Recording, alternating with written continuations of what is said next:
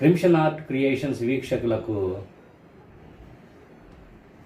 ఈ ఛానల్ని దయచేసి సబ్స్క్రైబ్ చేయండి, లైక్ చేయండి. అడిగిన చిక్కు ప్రశ్నలకు సమాధానాలు కామెంట్ రూపంలో తెలియజేయండి, షేర్ చేయండి. గడిచిన ఎపిసోడ్లో నేను అడిగిన ప్రశ్న ఏంటంటే, నీటిలో పడుతుంది కానీ నీళ్ళలో మునగదు, నీళ్ళలో తేలుతుంది అని అడిగాను. అది ఐసు లేదా ఐసు గడ్డ, ఐసు ముక్క. ఇక ఇవాల్టి నానుడి పదానికి వస్తే తంగేడు పూచినట్టు అంటారు. తంగేడు పూచినట్టు అంటే తంగేడు చెట్టుకి పువ్వులు పూస్తే విపరీతంగా పూస్తాయి. అంటే ఒక్కసారిగా సంపద చేకూరిందనుకోండి, ఎక్కడి నుంచో రకాలుగా సంపద చేరుతూ ఉందనుకోండి, అప్పుడు ఈ సందర్భంలో వాడతాం మనం.